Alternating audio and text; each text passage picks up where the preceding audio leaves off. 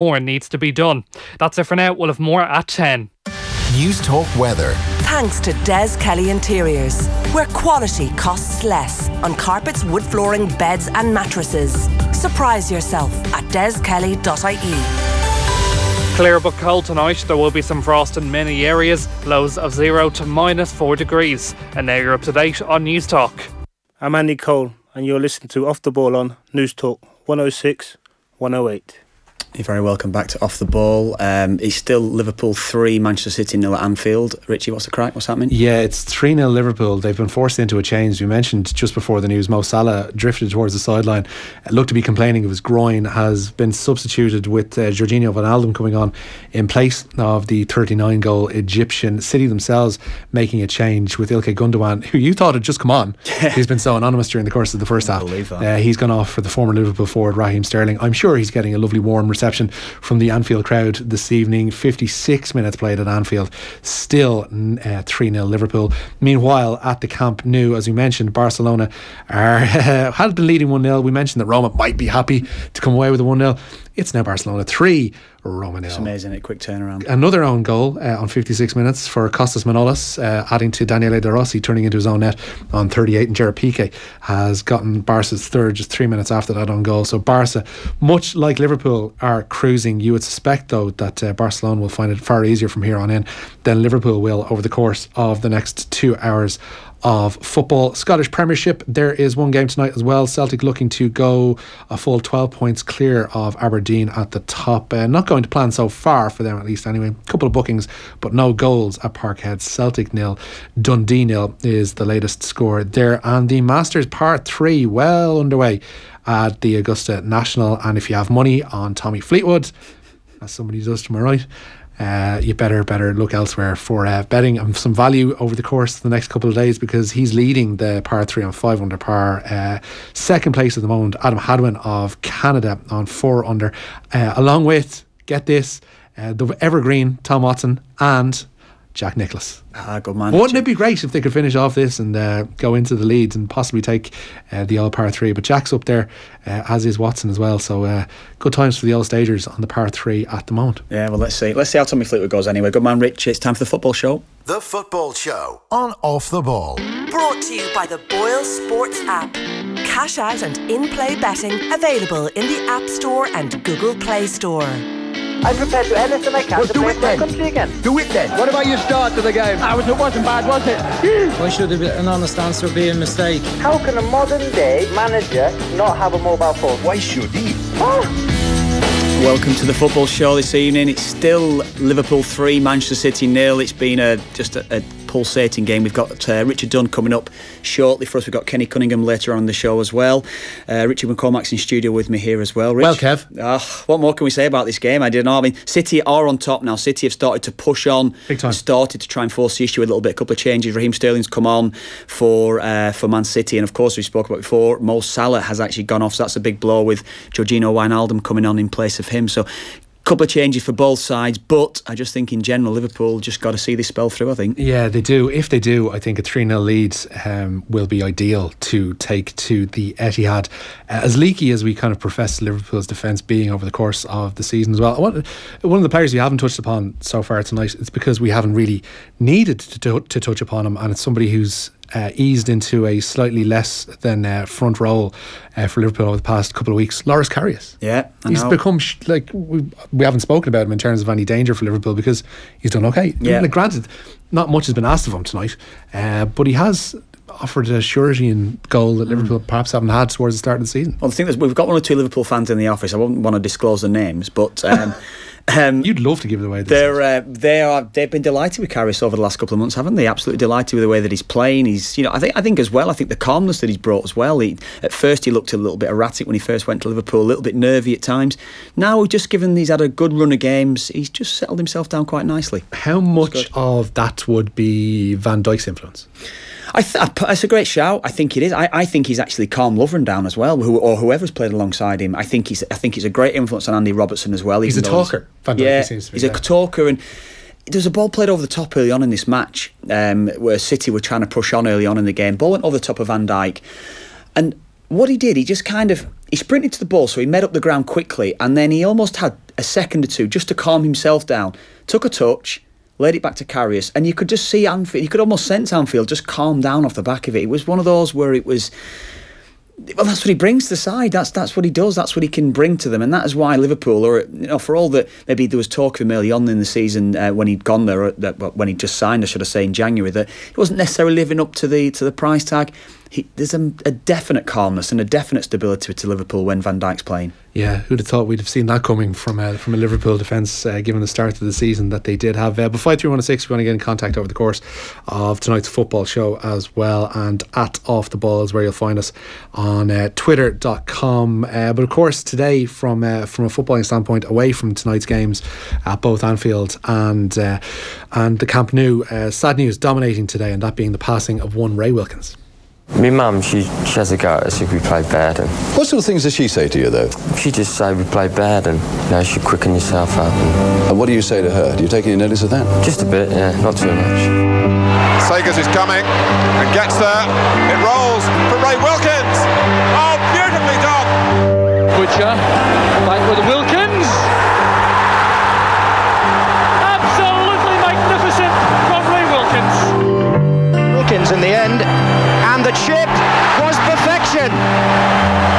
A lovely goal by the Chelsea skipper. Ray Wilkins, famous for his guidance rather than his goals, but a sweet striker of the ball when the fancy takes him. Ask Bruce Grobbelaar. Rooted by the sheer velocity of the shot. Yes, Ralph, the big orange fella ran in from the left, and he gives him a good old slapping.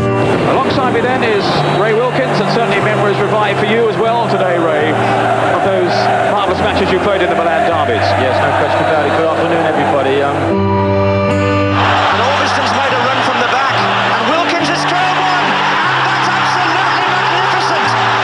Ray Wilkins has put Manchester United in front with a superb goal. I'm lost for words, Ralph. Absolutely terrific.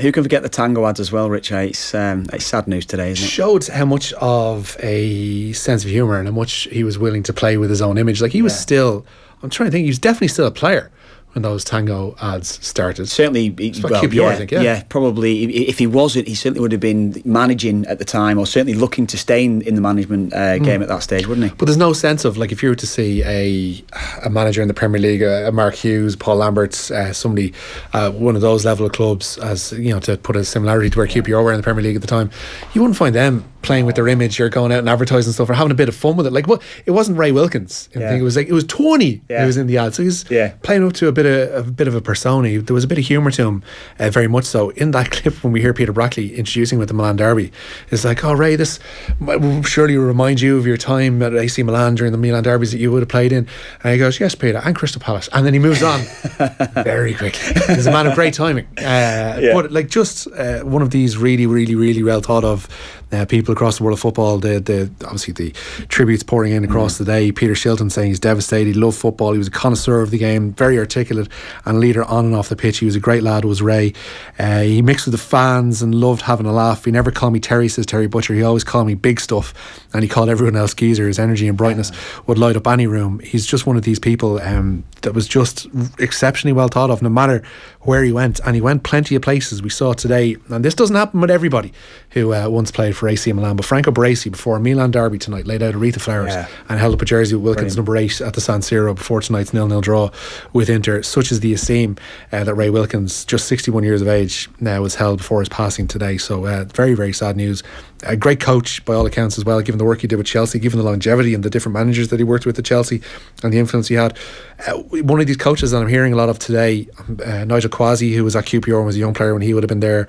I heard, I think it was Peter Reid or Terry Butcher talking about, actually no, I beg your pardon, it was Tony Cascarino, talking about the influence that he had on Jack Grealish, because he was a coach at Villa. Jack Grealish sent the tweet out himself today, I think, as well. And Grealish was obviously pretty cut up about that, but he was one of these players, apparently even after he left Villa, was constantly ringing Jack on, this is what you need to be doing, try to keep your head up, just try doing this, try doing that, always trying to find a different way for a young player to try and find their way within the game, because he would have had a little bit of that himself as a kid. Like, he was a kid when he made his Chelsea debut. He was captain at 18 at Chelsea. He was 73 when he made his debut. Like, he was captain, as you mentioned, as a teenager, and then going on to play for Manchester United and AC Milan, Paris Saint-Germain and Rangers and beyond. I mean, the influence he's had on numerous young players. Frank Lampard was another today who tweeted the influence that he had in his early Chelsea days too, with him there. Just a magnificent man by all accounts, and a terrible loss. Yeah, terribly sad. And as you said, they're 61 years of age, so rest in peace, Ray Wilkins. Now, this week we've teamed up with Carling, the official beer of the Premier League. We're giving you a chance to win all this. Tickets to a Premier League game of your choice next season for you and a friend. Return flights, accommodation, plus 250 quid to spend. To be in with a chance of winning, just identify our mystery voice who wasn't very happy with anyone who didn't show up at our golf day at Luttrellstown today because of the rain. So what I'd like to say to them is, you should have stayed. Yeah, our boys need you. You should have stayed. Why didn't you stay? They missed you today, Kev. Yeah, they did. I know. Text the word league, your name and answer to 53106. Text costs 30 cents. We'll be picking the eventual winner of our Carling Roadshow. At our Carling Roadshow, should I say. This Saturday at D2, we'll be watching the Manchester City v Manchester United game with some footballing legends, John Giles and Clinton Morrison. If you and your mates would like to join us at the Roadshow, you can get your tickets at offtheball.com/events. Terms and conditions apply, and remember to always drink responsibly. Visit drinkaware.ie. Now, as you're saying, it's still 3-0, Rich. Still 3-0 to Liverpool. Still absolutely cruising. 3-0, as you say, in the other one to Barcelona. So is not too much. Not too much change. Yeah, not too much change. You see, one thing I've maybe say to you right now, do you think this tie's dead? Is it dead? I don't know. That's the one thing we're going to be looking at overall. Tie's not dead. There is an argument to be made. Watching the way the game has settled down somewhat, we could see this drift into a pattern of it settling down to just staying as a 3-0, as it says, 23 minutes to go. We're midway through the second half. In terms of the pace of the game, Manchester City have seemed determined to take the sting out of it, to not let Liverpool dictate it, to not let Liverpool play at the pace that they have.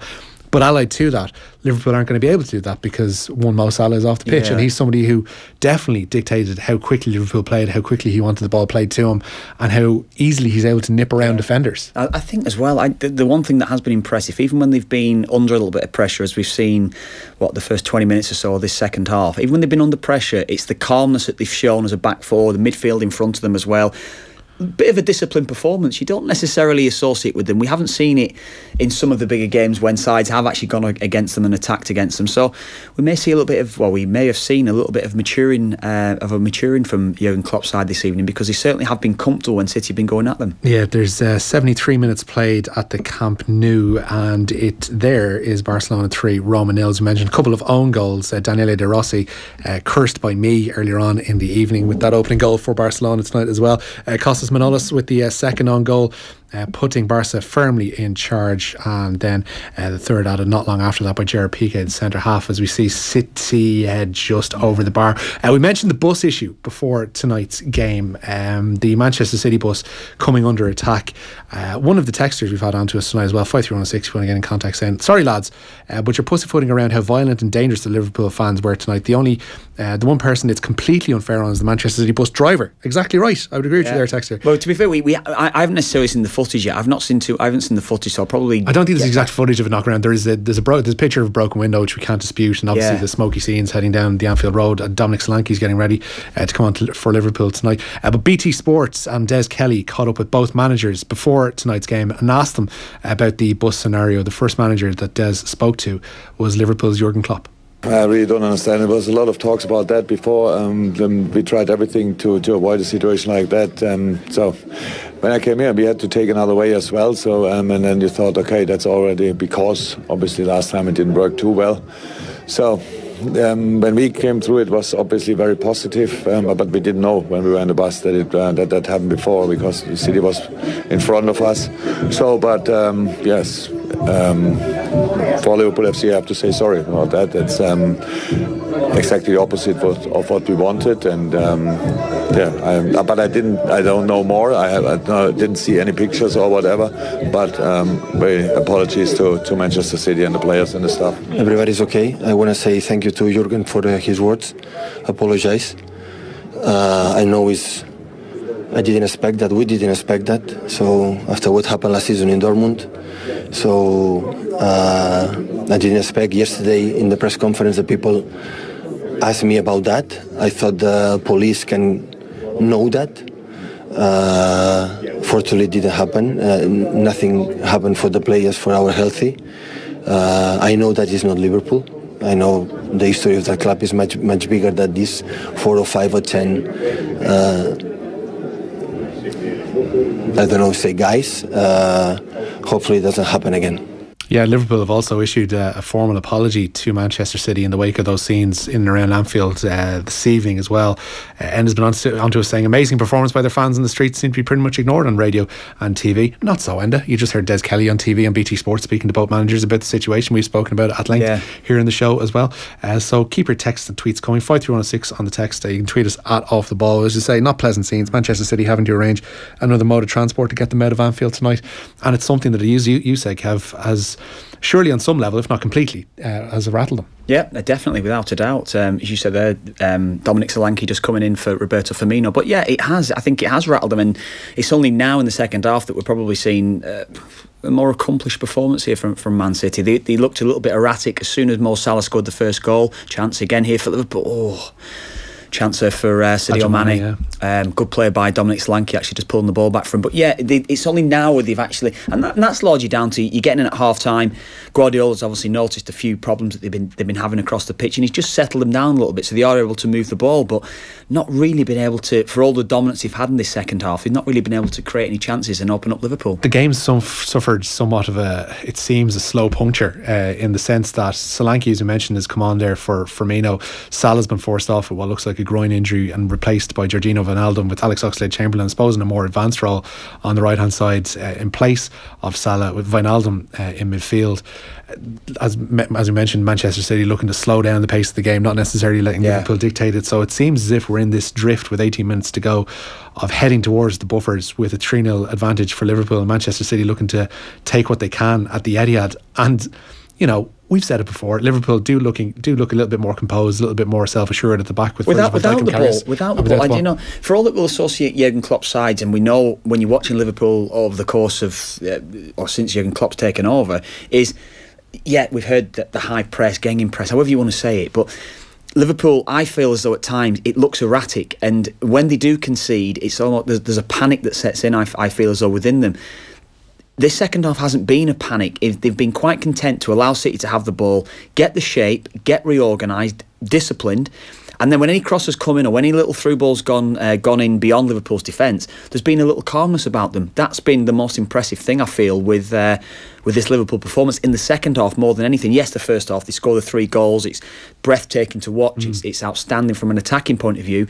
But the second half, this has been the most impressive thing about Liverpool here and how they've gone about it. And I think that's maybe something that Klopp has mentioned to them at half-time to get them reorganised and get them set. What a night for Conor Masterson to sit on the bench, by the way, eh? Amazing, isn't it? It is amazing.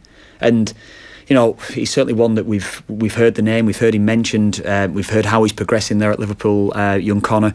And he's one that, you know we don't have too many kids coming through. We don't have too many kids that have experienced this type of night at Anfield that are able to, you know, experience this sort of environment, the hostility, the intensity around these sort of games, the energy that's in a dressing room, that nervousness. So this is a great one for him to be involved in. I'm sure it'll set him in good stead, or stand him in good stead going forward for some of the big games, when we do hope that he does go and then fulfil his potential and go and play international level. He doesn't turn 20, I don't think, until August, September of this year.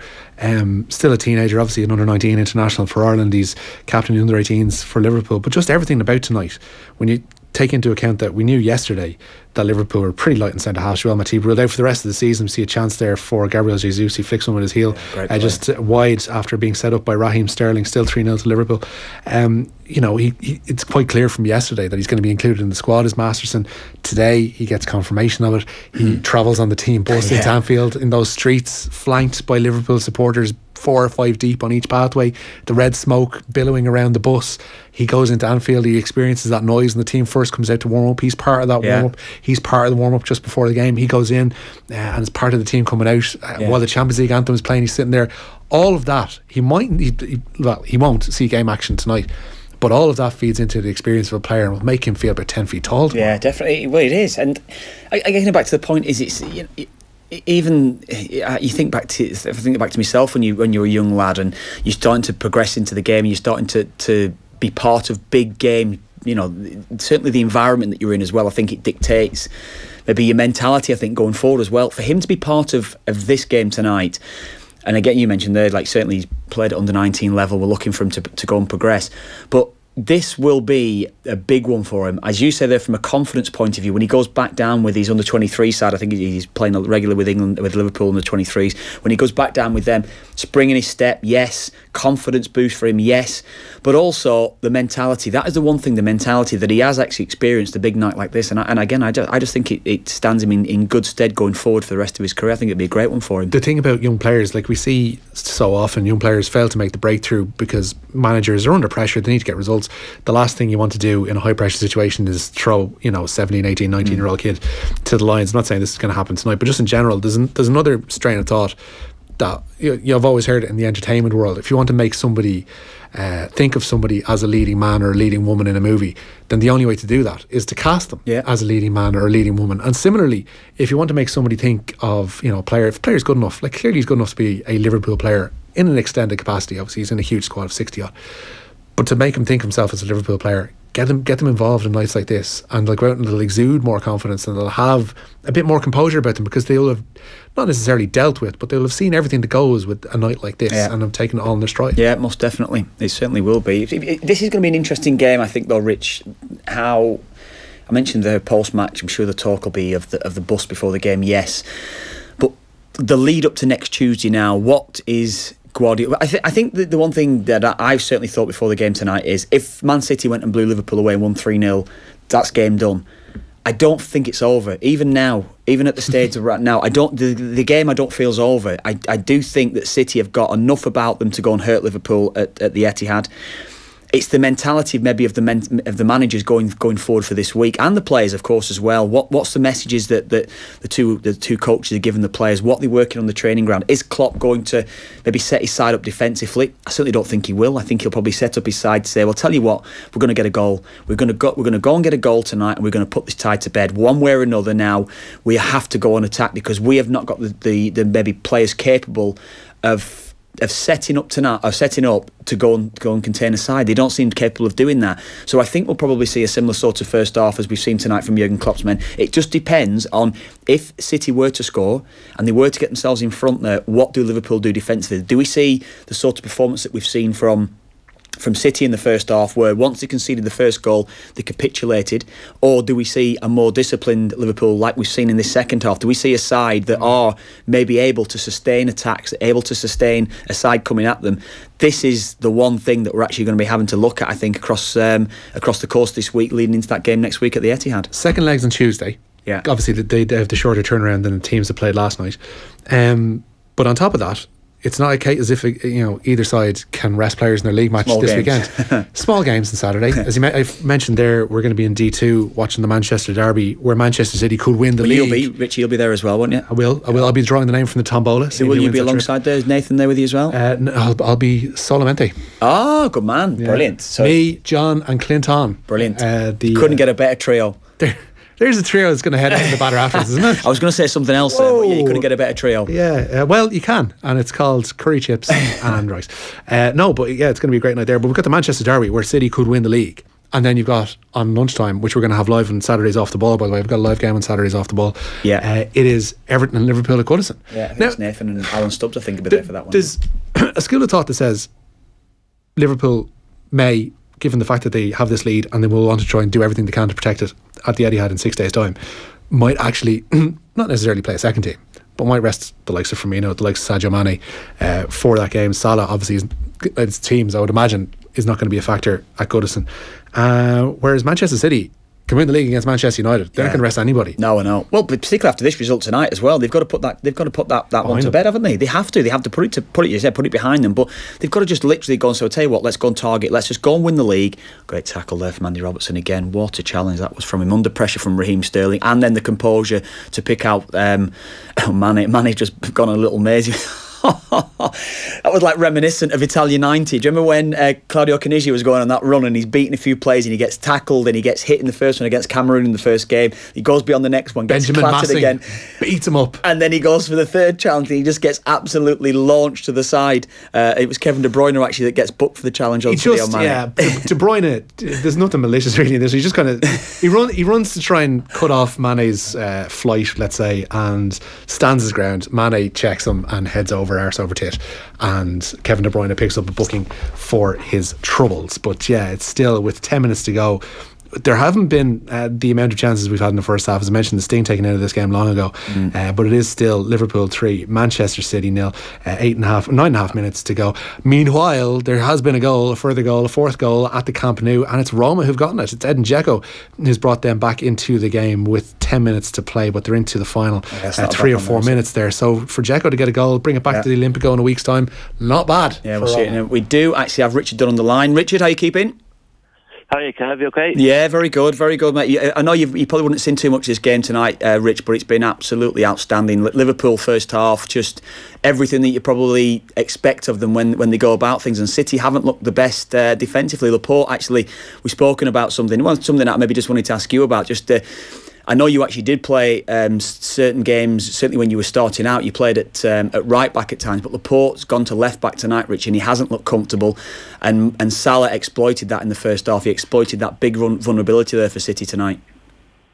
Yeah, I seen him actually play there at the weekend, and although he created a goal or whatever, but he's not a natural there, and the City have been used to having that little bit more of fluidity at left back, someone who can attack and defend, and if you put a centre half there, it's difficult. And yeah, you can expect someone like Salah in the form that he's in to exploit it, and it's a tough one because as much as I love Man City, I fancy Liverpool to win it because of just the form that they're in at the moment and how they are to get a cup competition. They look really exciting. Yeah, no, I just think as well, Richie, I just spoken to Richie here in studio alongside me saying, look, I don't necessarily see this. If it was the other way around, if City had gone 3-0 up in this game and they're taking it back to the Etihad, of course you're feeling this is game over.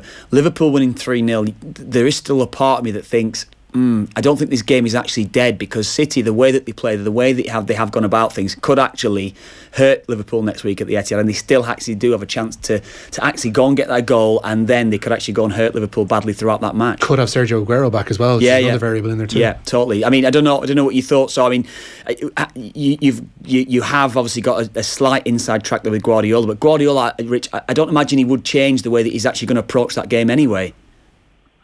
No, because he would have went out tonight expecting to win, and he would have played to win, and that's the difference between him and most managers is they've won the league on the basis that they've played every game to win, whereas there's no plan to draw or to sit back and accept things, and they'll look at themselves and they'll think, well, we beat them 5-0 in the league at home, so we can do it again, and they'll have the confidence. And like you say, if it was the other way around, you think, well, Liverpool are out. But this way, you think Man City still have a chance just because of how special they have been this season. Rich, do you think the game at the weekend, do you think that plays into any of the, both Klopp, I mean, the Merseyside derby, the Manchester derby this weekend, do you think it plays into any of the minds this weekend? Or will it just be, in your mind, game on, let's just go again, approach the game the same manner? Yeah, I don't think the weekend will come into effect in terms of the Champions League, because I think Man City will win the league, Liverpool will be in the Champions League. Goal, so. Richie, sorry. Oh, he's offside, sorry. City looked like they'd scored a vital goal.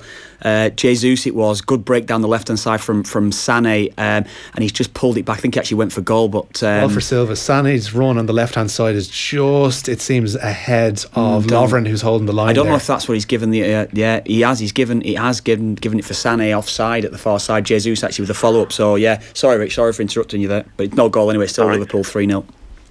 Still 3-0, yeah, but it's... I think Man City will win the league and Liverpool will be in the Champions League, so... Whether Man City win the league on Saturday or Liverpool confirm their place in the top 4 on Saturday, it's all about this Champions League for the two clubs, because this is an extra for both of them, and I think the full concentration, if they drop players on Saturday for the derbies, I think they'll accept for this once that they don't win a derby just for the terms to try and get through to the semi-finals of the Champions League. Richie, again, in studio, he touched on something early on, maybe from a Liverpool perspective as well tonight. He spoke about, like, at the start of the season with Klopp's team selection. Andy Robertson was one in particular that came up when he'd mentioned it, about how Jurgen Klopp had maybe sacrificed one or two things early on this season, how they conceded points earlier on. Andy Robertson now in there. Van Dijk, of course, was his summer target, and he had to wait to get him in. So that's maybe a side issue, I suppose. But particularly Andy Robertson and how he went about things.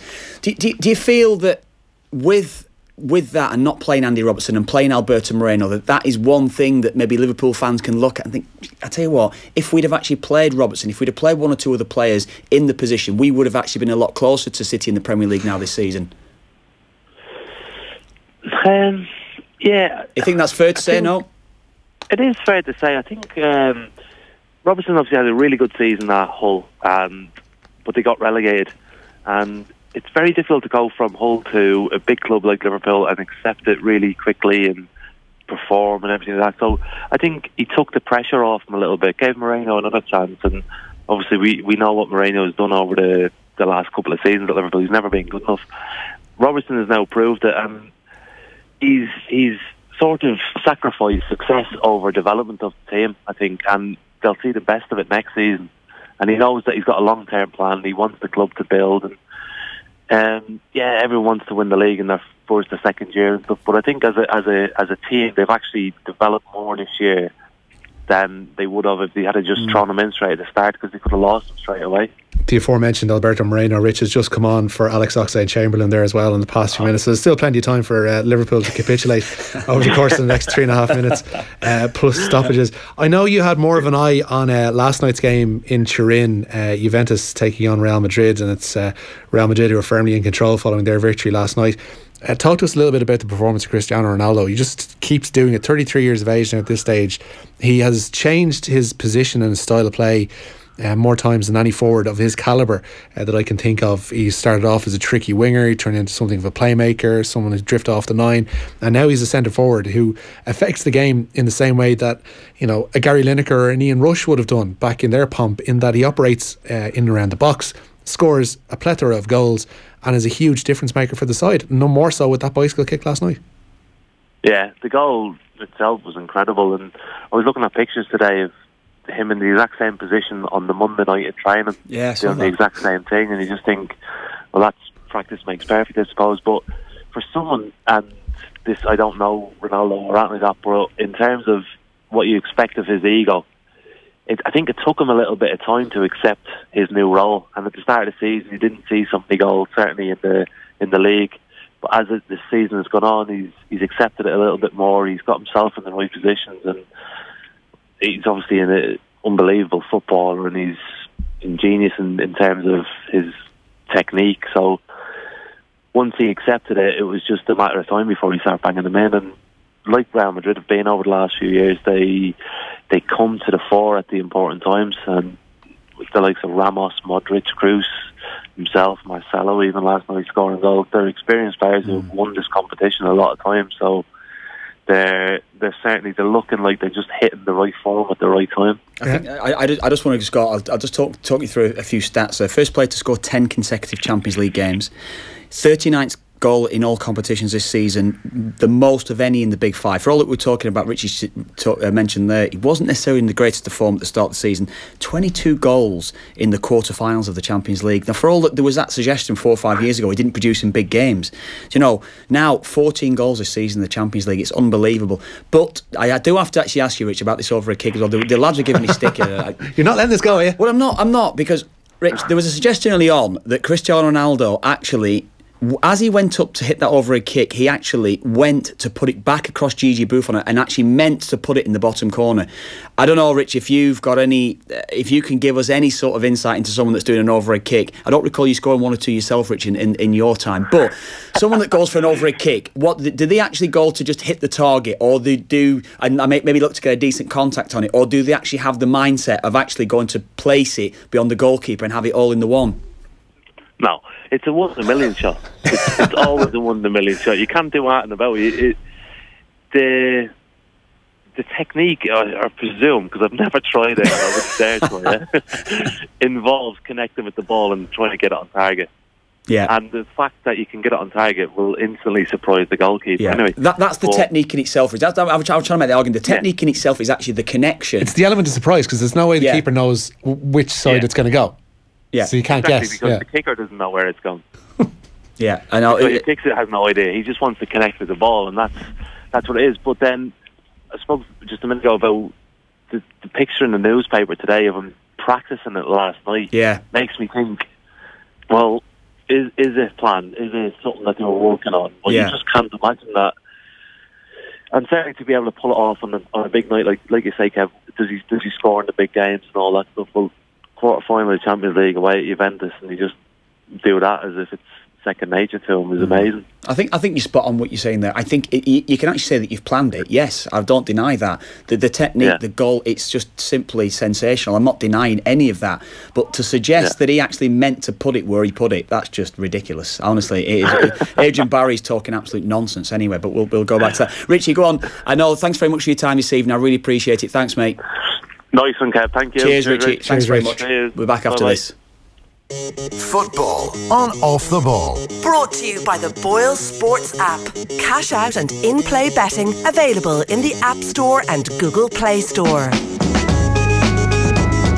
The HPV vaccine is safe and effective and protects your daughter against cervical cancer. HSE teams are visiting schools to give the second dose of the HPV vaccine. Most girls have already had the first dose, but if your daughter missed out, she can still get it now. Visit the HSE's hpv.ie website, the only World Health Organisation approved website in Ireland for all the facts about the HPV vaccine. Get the vaccine. Protect our future. From the HSE. At Dunne Stores, healthy eating is even easier with our Better Value 6. 6 fresh fruit and veg for only 49 cents each every week. This week's Better Value 6 includes butternut squash, garlic and butterhead lettuce. Plus, save even more with our €10 off every €50 grocery voucher. Dunne Stores, always better value. Terms and conditions apply. See in store for details. Minimum spend required. Off the Ball. This is News Talk. You're very welcome back to Off the Ball. Still Liverpool 3, Manchester City 0. We're in the second minute of 3 injury time minutes. So, Richie, not much change. Anything to report from this one? Nothing so far. As we mentioned, it's kind of petered out very, very slowly, as it has at the Camp Nou, where it's all over. Barcelona 4, Roma 1, a full-time score from the other of tonight's quarter-final first legs. The Barcelona goals first coming from a Daniele De Rossi own goal. 7 minutes before half time. Costas Manolas' own goal 10 minutes after the break made it 2-0 to Barca. The third came 3 minutes after that Manolas OG through Gerard Piqué. Edin Dzeko pulled one back for Roma, offering them a bit of hope with 10 minutes to go, but that hope was soon deflated. Luis Suarez, 3 minutes from time, the former Liverpool striker, on a night that Liverpool will be celebrating as well, getting their fourth, and they are firmly in control. We'll head to the Olympico, not really scared of that Roma away goal and hopeful of adding to their four. All the ties look dead, all four dead going into maybe something slightly in that severe Bayern game, but Bayern I can't see that one. Shin full-time score at Anfield. Liverpool 3, Manchester City 0. Kenneth Cunningham joins us on the line. Kenny, what do you make of all that? Oh my God, well, how long have you got? We have 20 minutes before the break, Kev or Kenny, and if you want, do you know what, we might find a little extra time for you online as well tonight, so by all means you take your time. That Liverpool performance, we were talking before the game, and both of us, it seems, didn't really know our stuff either, because I think Kev was edging towards Liverpool, but edging being the I did fancy him. I thought what my thoughts were tonight, Ken. I thought that Anfield crowd would have just put it in Liverpool's favour. It didn't necessarily start that way, but that was my only suggestion, my only thought, and I just thought they might have taken this 2-1 was maybe the thought that I was going with tonight as well. Certainly didn't see that one though, Ken. Visage Manchester City 1, putting that starting 11 on the pitch, in particular the kind of front three.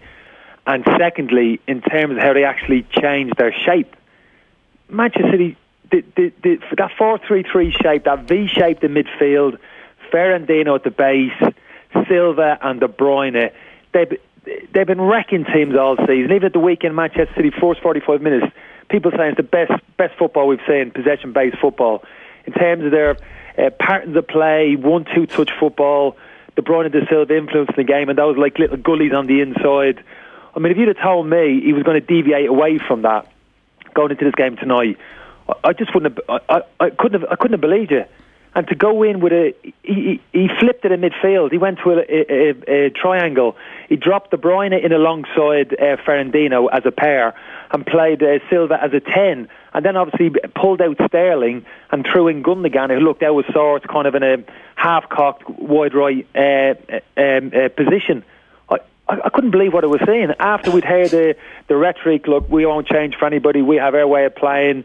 We fight in it. We go as we always have, and that's what I was expecting to see. But he totally flipped it. He did exactly that. He changed, and I still don't know. I don't know why. We only saw that shape that we've seen all season in the last 20 minutes of the game. Eventually, De Bruyne got himself a bit higher up the pitch alongside Silva in those central areas, and Fernandinho in that kind of hold the midfield position, and they got a little bit more fluency to their game and got a little bit more of a foothold in the game.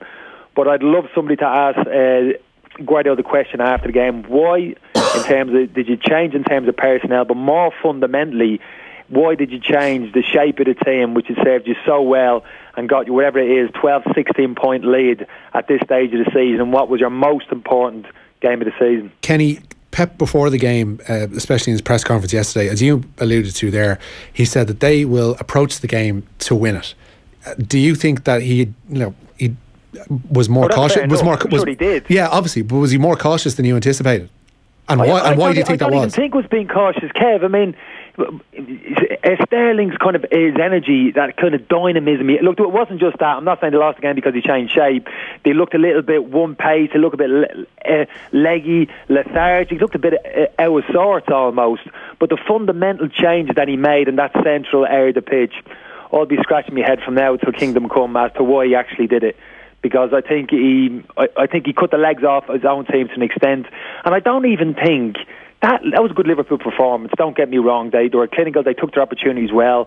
The goals were littered with defensive errors from Manchester City. I wouldn't even know where to start again. But Liverpool played well, kept a good compact shape. Tempo of their play was good. Broke quickly when they had to on occasions. But I actually wouldn't say that was anywhere close to maybe the best Liverpool performance I've seen all season. I don't even think they had to be. I think they broke when they did. They broke out of their shape. They had a bit of intensity to their play, as you would expect. They counter-attacked quickly. But Manchester City, I just couldn't believe how they opened themselves up this evening. Ken, just in relation to that Sterling one, Sterling not starting, as you say, and Gundogan playing on that right-hand side, could you make any sort of argument to suggest that Guardiola was thinking about the game at Anfield in January when Andy Robertson did a job on Sterling? Sterling was getting a bit of stick. He looked a little bit out of sorts in the game. Do you think that could have been playing in his mind as to why he made that change?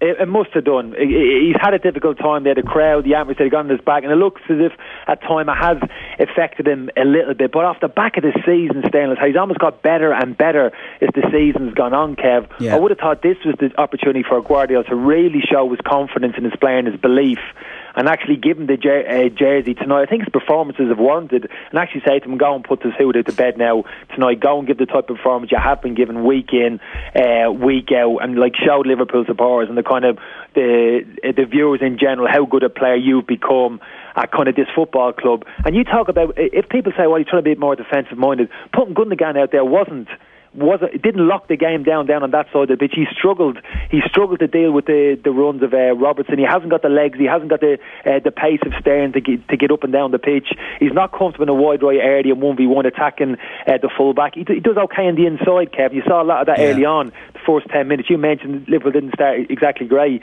No, because Manchester City had almost like a box shape in midfield. De Bruyne and Fernandinho playing alongside each other. Silva and Gundogan were playing alongside each other. It's like almost if you put a line between them all. It was all like that box shape in midfield. So they'd plenty the ball, Kev, like you alluded to it there in the first kind of 10 minutes, keeping good, tidy possession of the ball, not really hurting Liverpool. But anytime Liverpool kind of broke and walked the ball into forward areas of the pitch, they every time they got into the Manchester City half and got it around the Manchester City defenders, Otamendi in particular, they looked as if they could get in. Yeah, there was two battles that I looked at the start of the game, Kenny. It was Mo Salah up against Laporte, and it was Trent Alexander-Arnold against Leroy Sané. They were the two battles that I looked at, and I thought this is where the game could be won and lost. Laporte, we just spoke to Richard Dunne before about Laporte there. You know, he played left back at the weekend. Richard would suggest he didn't necessarily look too comfortable even at the weekend, even though he maybe set up one of the goals. But do you think that was where the game was won and lost? Would you go along with that? That was the key positions. City's left back, and then obviously Trent Alexander-Arnold against Leroy Sané.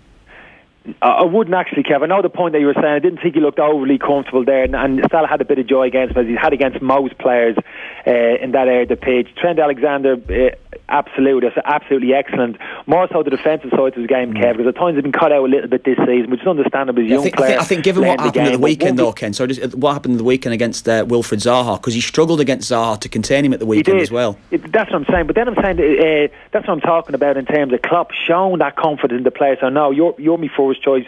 Go out this evening. Now, he must have got a huge amount of confidence in that. Klein available, a more experienced player, could have been very easy for him maybe to push Klein in for those reasons. Take maybe Alexander-Arnold out of the foreign line tonight. He didn't, Klopp. He showed a huge amount of confidence in the player. Similar for me what Guardiola should have done with Sterling, who's a more experienced player, and he got it back. Klopp got it back and bucket loads from the young fella. Great in 1v1 situation. Positional sense was great at times, coming in on the cover as well. For me, apart from the shape of the team, a lot of talk this year, Kev, about Otamendi. He's been transformed under Guardiola. Oh, he's far better player. He's put all those doubters behind him. I've never bought into it. I really haven't. And tonight again exposed his frailties in that area of the pitch. He had an awful night. How he made it onto the pitch for the start of the second half, I don't know. You're talking about Laporte being uncomfortable at left back. He should have been back in centre half alongside Kompany second half. And Zinchenko is actually a very attack-minded left back. Has impressed me. Could easily have come onto the pitch in a game where they you felt they had to score a goal kind of second half. So I take your point about Laporte, but I think he could have rectified that by bringing him at centre half. You might argue Zinchenko maybe not a natural defender, but second half Manchester City at least found a little bit of more energy, a little bit more tempo to the game, and for me that was the time to get that young lad, the Ukrainian boy, on that left back and really go and try and chase that such an important away goal, which I feel as if they need. Kenny, I know you're not the biggest fan of Nicholas Otamendi, but is Vincent Kompany still cut out for nights like these? Not alongside Otamendi. No, he might get away with Vincent Kompany alongside a more of assured, more of a dominant centre half. But when those two are put under the cosh, you saw it once tonight. Kompany, the ball was played in the Oxlade-Chamberlain. He dropped his shoulder, went around Kompany and left him for dead. It was brilliant play from Oxlade-Chamberlain, but just an indication. Obviously, Kompany is creaking. We know that he's been a wonderful player, but Otamendi alongside him. If you watch the third goal, lads, keep a circle on Otamendi. He tries to dribble. I don't know what he's doing. He's dribbling to midfield. He loses the ball. Circle him after that and have a look at him in terms of what he does after that. Because by the time the ball gets floated into the box from Salah, 5, 6, 7, 8 seconds later, he's a right-sided centre half. He should be 10 yards alongside Kompany in the ball. He should be heading that ball clear. Have a look at the position he is. I've never seen that. He's a right-sided centre half, and he's finished up in almost a deep midfield, no man's land position inside the penalty, but I've never seen it. I've never seen a central defender, when a ball comes into the box from the opposite side, end up in that position. It's mad stuff. It's absolutely brainless defending, and you can't carry a player. You cannot carry a player like that at this level, in this elite competition. Eventually you're going to get found out, and he got found out in bucket loads tonight. As I said, it was amazing. He stayed on the pitch with his booking that he got in the first half. But there was so much there, lads. I talked about personnel at the start, kind of in terms of shape, how the team played, individual errors. It was the whole. I wouldn't even know where to start in terms of looking at that Manchester City performance this evening, the kind of post-mortem. I'll be fascinated in terms of what Guardiola has to say after the game, how he saw it. Yeah, Richie mentioned earlier on, Kenny, there was a little bit of trouble with the Man City bus coming into the stadium at Anfield there this evening. A broken window on City's bus. Do you think that in any way could have got into the players' mindset, of the City's mindset? Do you think that is one of the reasons why they didn't necessarily show up and produce the sort of performance that we've seen from them so often? You're not buying that? I can't believe, Kev, that's the case. I mean, I don't know about you. I've never been on a coach maybe it's been physically attacked in terms of kind of windows put in. We've all come to grounds. And you had your own players to do that for you at Wimbledon, Kenny. yeah. Look, it is a little bit extreme, I get you, but that betrays like a weakness and mentality there, which I don't think exists in that Manchester City team. But But the way they did start, the way they kind of start, not necessarily start the game because they had an element of control in terms of possession of football, but once Liverpool kind of grew into the game and started to ask them a few questions, that press, lads, which we speak about, that was so evident for large parts of the season, when they lose the ball, immediately hunt the ball in 2s and 3s, win it back, don't allow teams to play quality balls from back to front and expose those weaknesses which we've always felt potential were there across the back four. You haven't been able to get at them for large parts of the season because of that high energy, that high press, that energy dynamism which they've had all over the pitch in terms of winning the ball back. Didn't have it tonight from the very start of the game, and that was highly unusual. It really was. All the talk was big game, we know it's at stake, we want to play in this atmosphere, we're good enough players, these are the games we live for. But it's almost as if they thought, we'll play this game at their pace, we'll control the pace. And when Liverpool put it up to them a little bit, it was almost as if, hello, what's going on here? But they knew that was coming from Liverpool. That type of performance, that high energy, get around the pitch, make tackles, it was always going to come. They're always Liverpool going to put it into their face at certain stages of that game. But for the vast majority of that game, it looked as if they were almost offended. The fact that Liverpool are actually trying to get around them and kind of make tackles and make it into that kind of high tempo game. I couldn't believe what I was saying. Even if you are a well-regimented defence, how do you cope, Kenny, with somebody like Mo Salah, given the form he's in? His 39th goal of a pretty incredible season tonight. The numbers don't lie in terms of the Egyptian forward. Can you anticipate for a player like that? Yeah, well, I tell you how you deal with him. The first goal, Kyle Walker doesn't run to the halfway line appealing for offside. He just travels back goal side of Salah. So when Salah gets the ball, he nudges him out towards the touchline for a start. That's how you stop him scoring the first goal. And when eventually he turns and goes into the box, Otamendi doesn't fall on his arse again in the box as he did in the lead up to the goal. That's how you stop it. And thirdly, when the ball comes back to Walker after he'd made the initial mistake, he sorts his feet out quick and just boots the ball up the pitch. That's what stops Mo Salah getting the all-important first goal. It was a brilliant touch from Salah to clear his feet and put it into the back of the net. But that's how you stop Mo Salah. You just defend better individually and collectively. And Man City didn't do that this evening. Any suggestion as well for Ederson in goal for that first goal, Ken? For the first goal, in terms of what the shot? The shot, yeah. The first shot that had gone in from... He was close in. Yeah. It was a decent kind. I wouldn't be critical of the keeper. I just feel there was 3 opportunities for Manchester to deal with before that, and they didn't do it. It was actually a similar finish, reminded me of Ali's lads, Dele Alli's finish at the weekend against Chelsea. The ball popped at his feet outside the 6-yard box, and he had to shift it. It was a quick first touch from his right foot to his left foot and got the shot off quickly. That was the brilliance for me. Even Salah again had to shift it away from company, got himself the yard of space, and obviously found the back of the net. But it wasn't good enough in terms of defending before that. Even the second goal, like if you have a look at Kevin De Bruyne playing in a deeper midfield position, the build up before Oxlade-Chamberlain gets the ball, he gets just drawn across he walks across the pitch out of his natural central midfield position. That opens up that big gap, that big gully for Oxlade-Chamberlain to walk into and put the ball into the back of the net. Now people might say, I've been a bit too pedantic here, but these are the reasons why Manchester City conceded the goals this evening. Poor decision making in defensive areas of the pitch. I just wonder now as well, Ken. Just a quick one before we hit ads here. What do you think it will? What do you think we're looking at then in the second leg? Then overall, given what's happened this evening, he's got to go back to the team, the personnel, and the team shape which has served them so well all season, and which we saw at its very best only a few days ago. At Everton, that first 45 minutes, they're almost machine-like, and it has been for most of the season, Kevin, in terms of De Bruyne and Silva operating in those advanced areas, the combination play between them, the wingers, Sane, Sterling, Jesus, Aguero, whoever it is, everybody understanding the role in the areas of the pitch where they're used to, working those clever little combinations, just constantly working those patterns time and time again. It's been brilliant to watch all season, and it's almost as if they're so used to it. They know who's in and around them. They know what area of the pitch they needed to be in. But by making that fundamental change tonight for me in terms of what he did with the team shape, regardless of the personnel, it was strange. It almost threw his team. I thought he actually handicapped his his team by doing it, and that's a significant change. That's not a subtle change. People may say, oh, it's still three in midfield.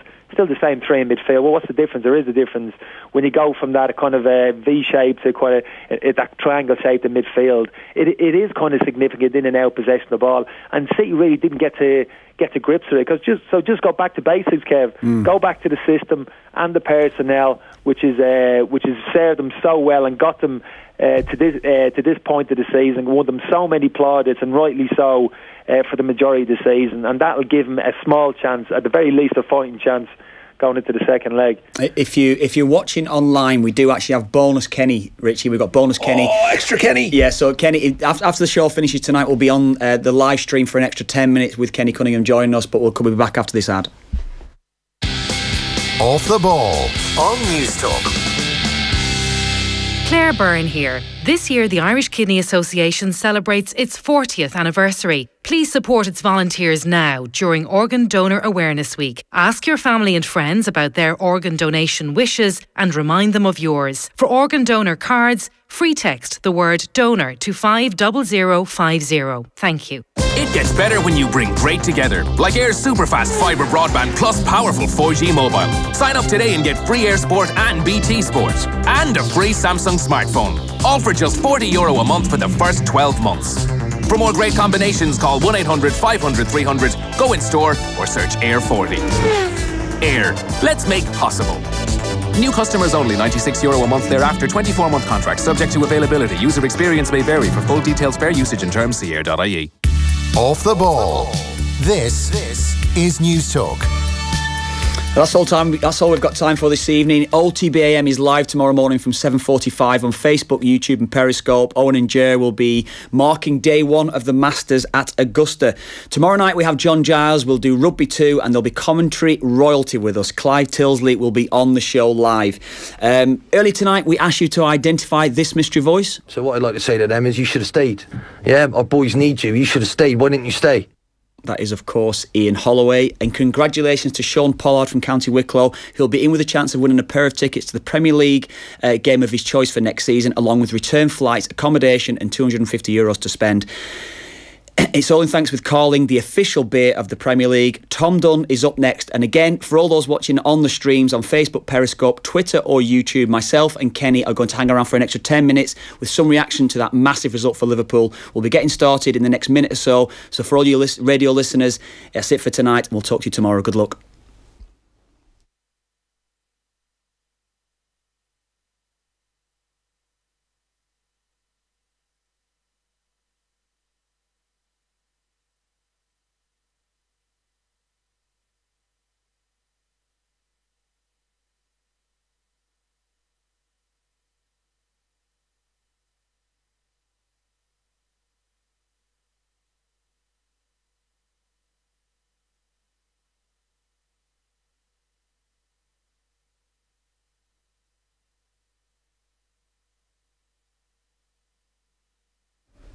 Welcome along to bonus time off the ball tonight as well. I'm joined on the line by Kenny Cunningham. Kenny, I just wanted to chat to you about a couple of things, I suppose, as well, that maybe I thought I've been a little bit unnoticed this season, more so in relation to Liverpool defensively in the second half. That yeah, they lost Mo Salah. They had lost a bit of energy from the side. We'll still wait for an update on Mo Salah's injury, but it looks as though he was smiling on the bench, so he did have a slight groin injury. But Kenny, Liverpool defensively, I thought it was as solid as I've seen them. There was no erratic defending from them tonight, and I thought they contained City through that second half and did a real professional performance late on.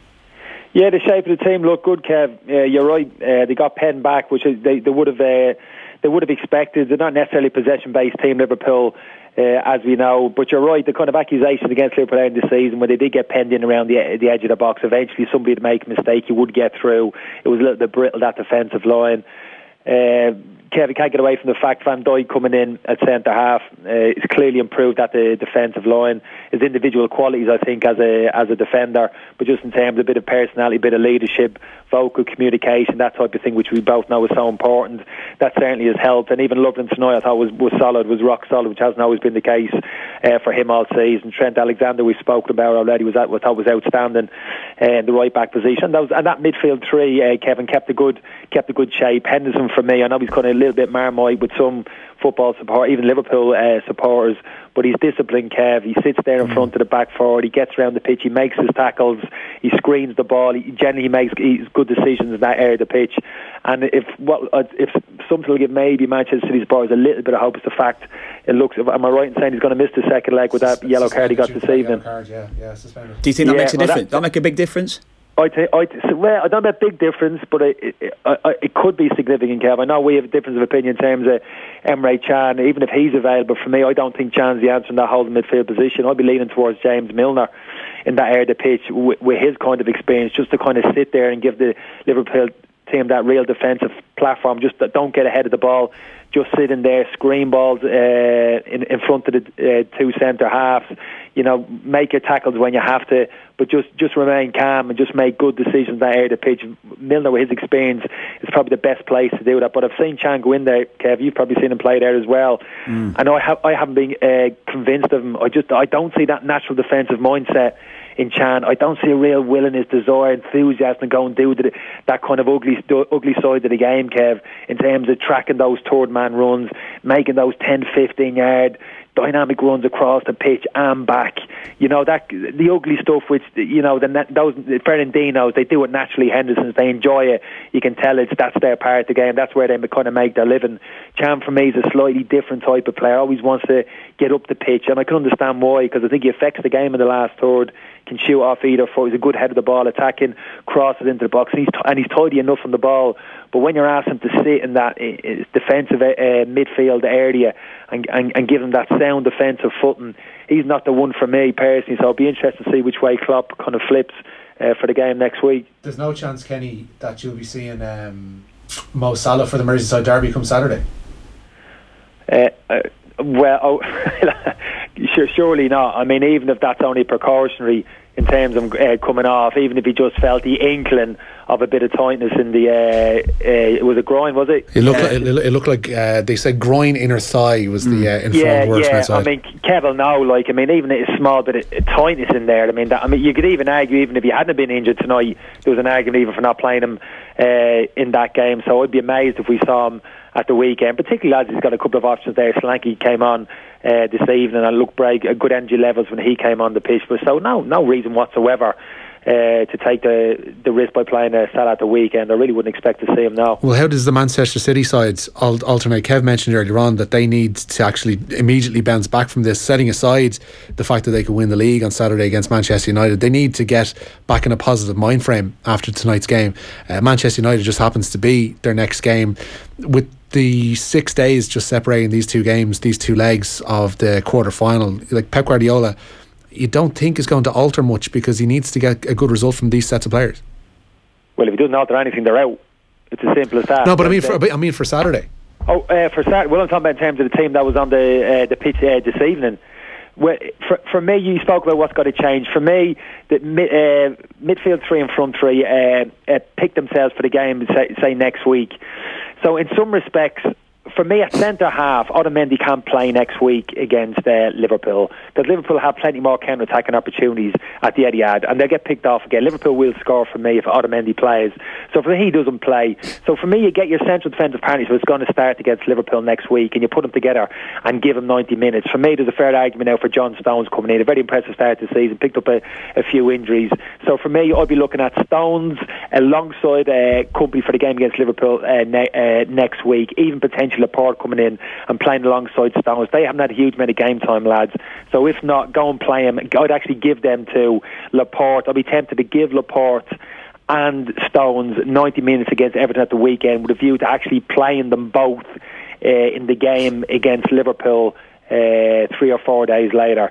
That's what I'd be doing. Then you take your pick at left back, Zinchenko or Fabian Delph to play against Liverpool. So for me, you use the game against Manchester United the weekend. I know that be the hard thing to say. Some would take the league. They don't win the league anyway. We know that.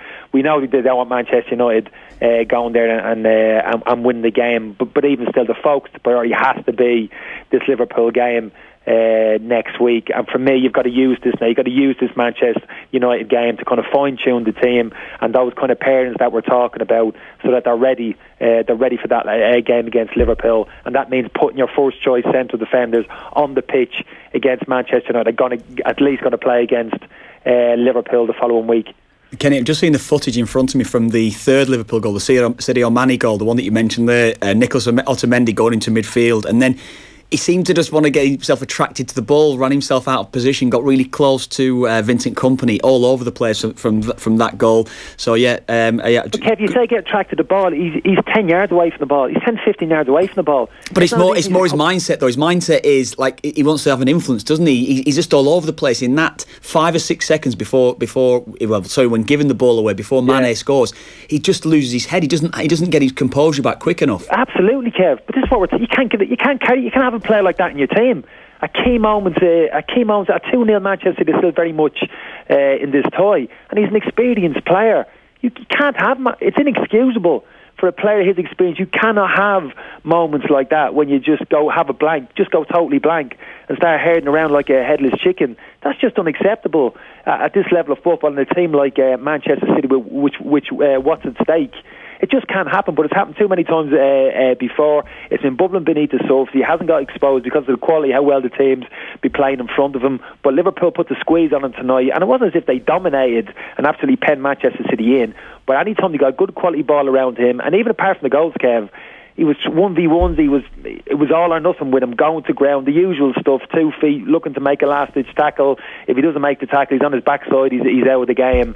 That kind of stuff you can't get away with. Modern day defenders now, they've got to be more mobile, quick, stay on their feet, track runners, few and far between now the moments when you should be going to ground, looking to make a tackle. You stay on your feet, you shift your feet quickly, you track the run. You've got to make better decisions than he made during the course of that game. Kenny, a 19-year-old Dubliner, Conor Masterson, was on the bench for Liverpool tonight. I know it's more of a case of circumstance given the paucity of options for Liverpool at the back, but a huge thing for a teenage Dubliner to be on the bench in a Champions League quarter-final, given the atmosphere that surrounded tonight. We talked with Kev earlier on, given everything that goes with a night like tonight, for him to take in all of that, even as a very interested spectator tonight, would have been absolutely huge, I'd imagine. Do you know, I was delighted for him, and it's amazing. I was walking with Conor a year ago, him and Declan Rice, they were parents in the under-19 squad for a period of time.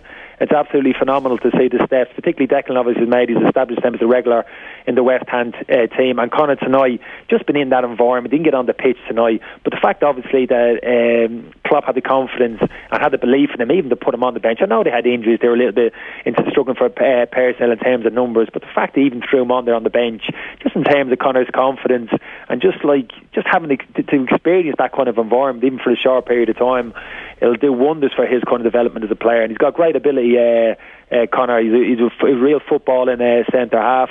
Still young, a little bit raw in some respects, but great ability and great going forward for Ireland as well. With Declan established himself, Conor. Funny enough, me and Kev, I was talking to Ronan Hale up at Derry City just a couple of days ago at a function that we were up there. Ronan Hale, another player in that under-19 squad, scoring goals now for Derry City. There's a natural goal scorer for a young fella, absolutely hungry for goals, fiercely determined, and he's another one potentially, hopefully you might see step up over the next maybe 2 to 3 years if he gets his opportunity. So yeah, you're right, Rich. I know I'm kind of broadening it out a little bit, but great to see those players, and there's more of them. Believe me, Rich, there's more of them, particularly that under-19 squad I've always worked with, names that aren't even being mentioned at this moment in time, but who are kind of knocking on the door and have absolutely wonderful individual ability. It's great to see. What kind of an attitude does Masterson have? What kind of a person is he? Oh, great attitude, as most of those kids do. Willing to learn, willing to listen, want to get better. Exactly what you want. You know, want to learn, want information. You know, are eager to learn and develop and improve themselves. Declan's the same. The vast majority of that squad I was with are the same. And it's great to see. It's what a kind of enthusiasm as a coach when you work with young players like that, who really want to better themselves and improve, and they want to listen and they want to hear what you have to say. And it's great. It's great to work in that kind of environment with that kind of those elite players, even at a younger age group, kind of under 19, under 18. It's brilliant to be around those type of personalities, as young as they are. It's a great environment to work in, and I've been watching them since I worked with the 19 squad. A number of them kind of progress and it's great to see them. It's great to see them come on, and believe you me, there's a couple more of them as well, which hopefully over the next maybe year or two have the potential to make big strides forward as well. It's heartening to see them kind of taking different routes towards the next level. I know we mentioned Masterson being on the bench in a Champions League quarter-final tonight, and Declan Rice has already made his international debut after impressing for West Ham. But when you see, and you mentioned Ronan Hale taking that lateral step, going to play for Derry City this season and already banging in the goals and showing that he wants to actually score, I suppose on a different level it's the same route that Shoney Maguire took. Didn't work out from in England, came back for Dundalk and then for Cork, where things really took hold, and goes back over to Preston and performs brilliantly for them. But it's nice to see players taking different routes round where they want to go to. Yeah, it is. And it was great to see Rowan. I spoke to him up in a couple of nights ago. I was speaking to him for a few minutes at that function, and it was great. You know, Derry, some people look at that. He's left Bern and gone to Derry. See, what's all that about? But he wants to play. He wants to play football. He's hungry to score goals. He wasn't getting those types of opportunity at Birmingham City, just playing under 23 games. Didn't feel as if he was somebody's prepared to show the belief in him to actually give him a run of games. So he's taking, you could say, a sideways step. Maybe people might say a slightly backward step. I don't think so. This could be the best thing that happened to him, just in terms of he sounded confident when I spoke to him. He sounded as if he was enjoying himself, and he was absolutely loving the environment which he was walking in at Derry. So that's great. But you're right, Rich. Different pathways.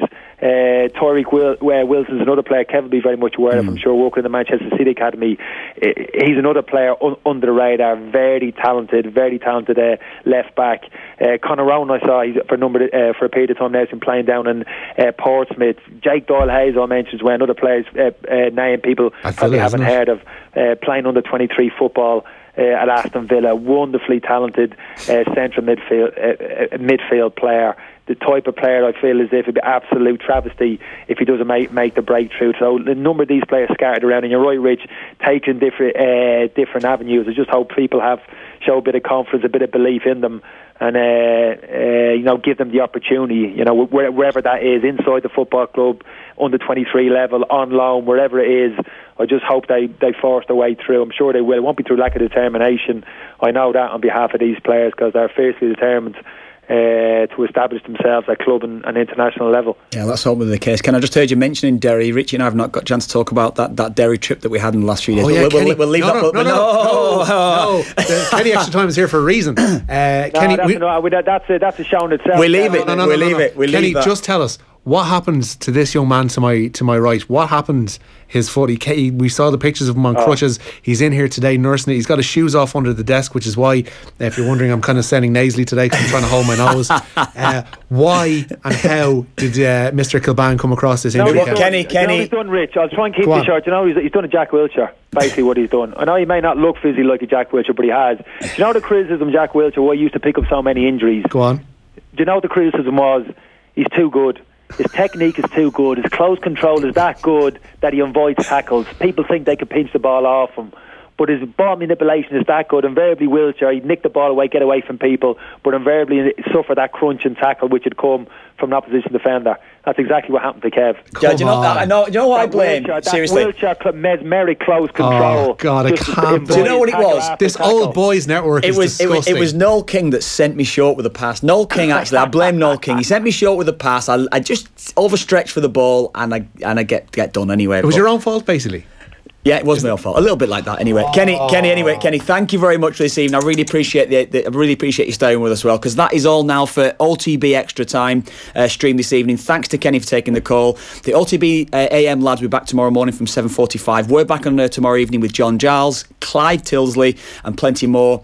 Thank you very, very much for tuning in. Good luck. Good night.